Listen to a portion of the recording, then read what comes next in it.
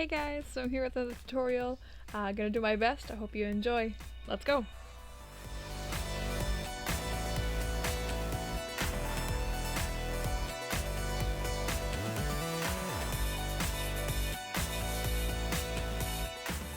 So once you've got your center line and your general outline, you can start filling in the face a little bit.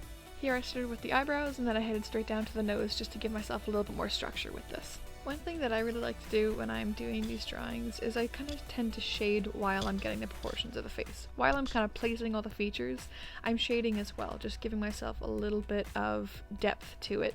It helps a lot with the proportions, because realistically, it's not just going to be the outline of the eye. There's going to be a lot of shadows that have to play in this as well.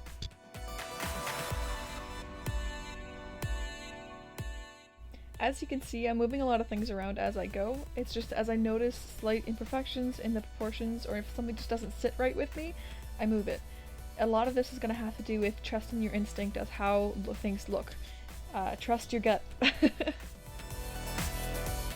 Something I wanted to touch on in this video was how to draw hair. I'll probably do a bigger one on it later, but I just wanted to touch on the fact that I like to add in my shadows before I get to the final stages of the detail.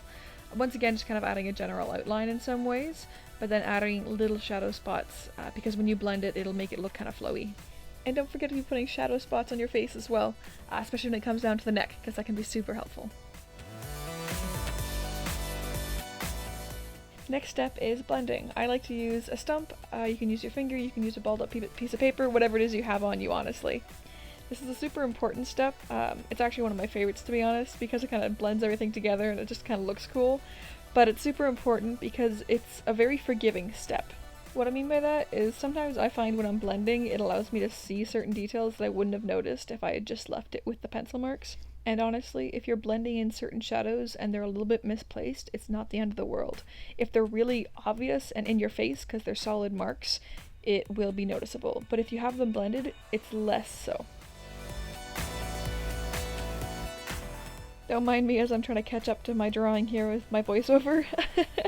So I'm adding in darker values here. It creates a lot of depth and it's also a very important step. If you don't use softer pencils along with your HB or whatever it is you're using, you're going to find your drawing is going to look kind of flat. It's a very common thing that happens, but just adding in those darker values and blending them out the same way that you would do with your normal values, it just adds quite a bit more depth. You want to always be referring back to your reference photo because that's important for proportions, but a lot of the times with this step I'm just going over the shadows that were already there. So what you just saw me do is I just took a picture of my drawing and now I'm just kind of comparing them side to side on my phone.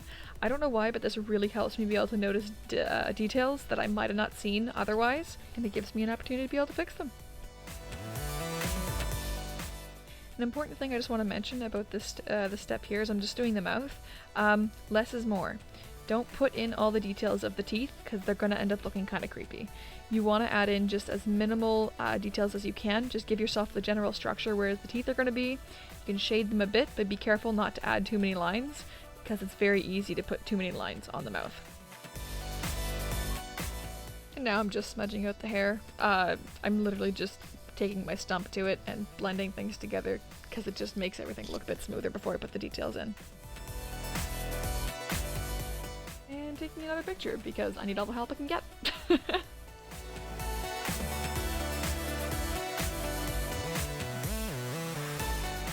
Here I'm just taking my eraser to the hair. It's just adding a little highlights, especially for blonde hair. It's super helpful. It just kind of makes it look more natural and more streaky.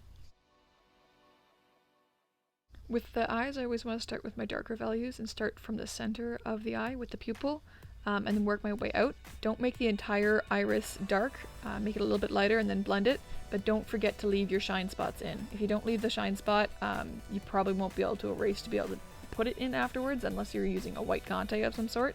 So make sure you just leave those, outline it, and don't forget about it.